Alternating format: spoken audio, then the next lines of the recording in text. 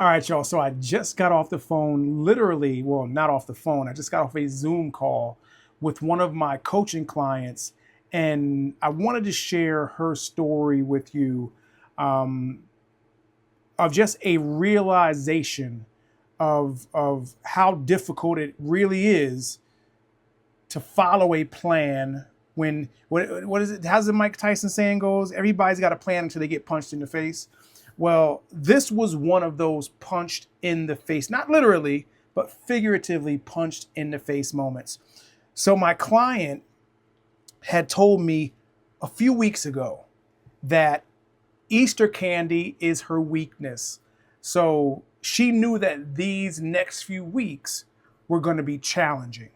So she said that she struggles when she's left on her own to make these decisions. So her husband was out of town on business, and she had gone out to go shopping, and she went to stop at one of these drug stores. Like if you live in the Northeast where I live, specifically in like New Jersey, you've probably heard of Walgreens. You might know of CVS, Rite Aid, some of these stores. You may have stores like this near you. They're like these big chain drug stores that have everything else, and they have these aisles. For Valentine's Day, they've got an aisle of Valentine's Day candy, and for Easter, they've got an aisle of Easter candy.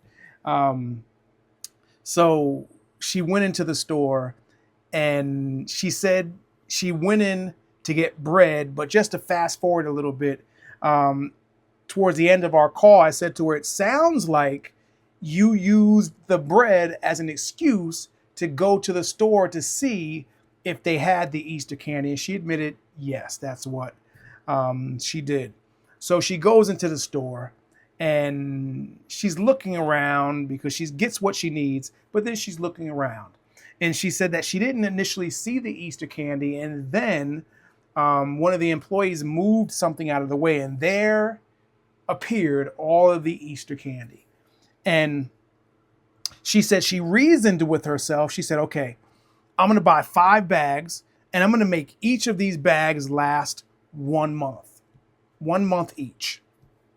And she said, in hindsight, she knew that that probably wasn't going to work. Like she knew the plan didn't make sense, but she convinced herself that that was what she was going to do. And she bought the 5 bags, and she ended up eating all 5 bags on Sunday, which was yesterday. And I knew something had happened because when I was reviewing her calendar, I noticed that that was the day that she had like 2,300 calories. Now, this client never eats that much. And when I looked at more detail, and she logs everything. So she's not like one of those clients that's going to eat it and out of sight, out of mind. Coach William won't know. She logged it all, and it came to like 359 something grams of carbs. So I knew something was up. I didn't know what until we did our call, but I knew something was going on. So she said that if she hadn't, she should have just gone home after she went out shopping and never stopped at the store. And one of my clients the other day said to me, she said, William, I appreciate, I'm sure all of your clients appreciate how honest you are. She said, you don't make it seem like you're perfect. Like because you're the coach that you never do these things. And I tell my clients, like, look, I'm human. I have the same urges and distractions and same issues that you guys have. So I had an instance like this recently too. And I forget what it was that I purchased, but I had this thought in my head that I was going to buy 4 of them. And I think it was this protein bar that I really like. I was going to buy 4 of them, and I was going to eat one a day for the next 4 days.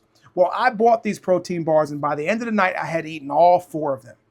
So what initially was a plan to eat 1 per day for the next 4 days, I ended up eating all of them in 1 day. And what I told my client was, I said, in your brain, the plan sounded good, but you had no you had no way of carrying out that plan.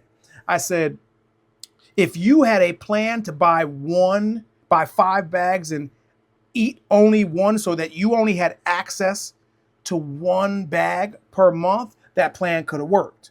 Just like myself, I had no plan to make all 4 bars last for 4 days.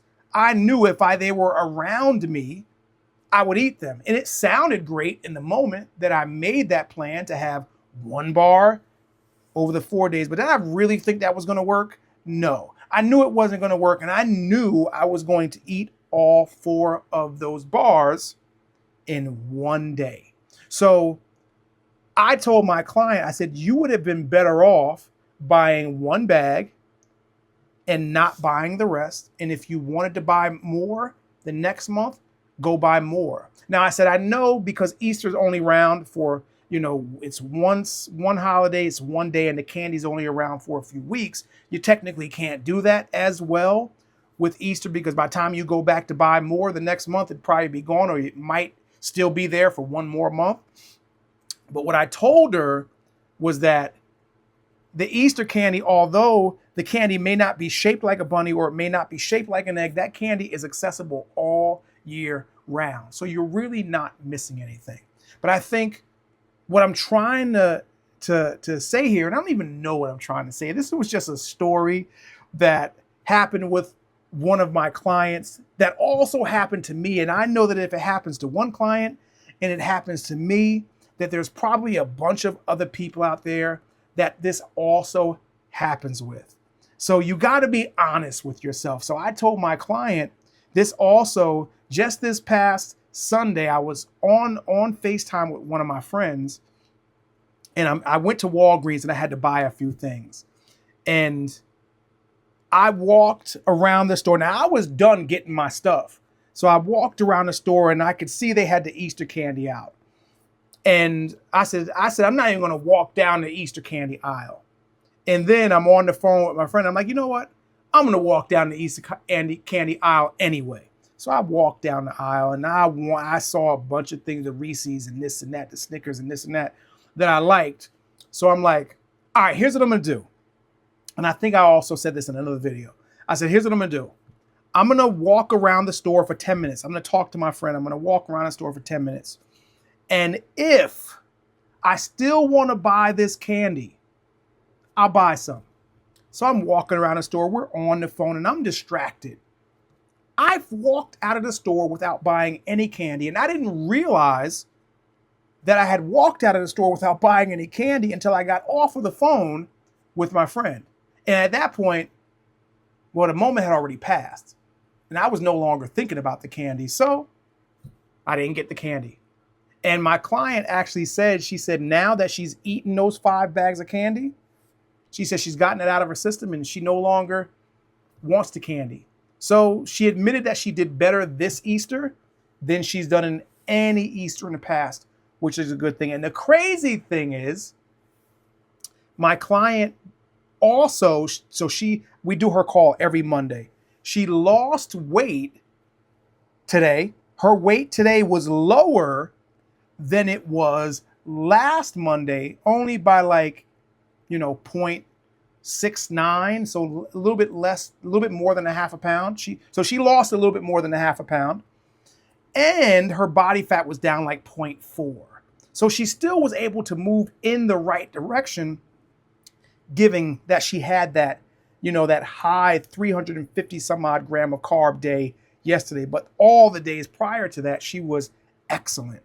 So this does go to show that you can essentially have your cake and eat it too. I've talked about this in other videos, that 80-20 rule that I have with my clients, that as long as you do what I tell you to do 80% of the time, you're going to get results. And oftentimes they're going to be pretty good results. You don't need to be perfect, but you need to do the right things the majority of the time. And my client did exactly that. She had an amazing 6 days, and then she went off on the 7th day. And although she didn't lose as much weight as she wanted to, she still moved in the right direction. So she got that candy, that Easter candy fix out of her system. Hopefully she won't have to deal with that for the remainder of this next few weeks while Easter is still, the candy selling is still going on. And then we'll move past that. So I guess the moral of the story is, again, I don't really know what the moral of the story is. I just thought it was an entertaining story because my client went through it, I went through it, and you might be going through it too. So if you're struggling to figure out how you can get better results, I guess the moral of the story is click the first link below in the description, fill out the form, and you and I together, we'll struggle on our goals, but we'll get results, we'll have fun. So fill out that form and let's figure out what we need to do to get you from where you're at to where you want to be.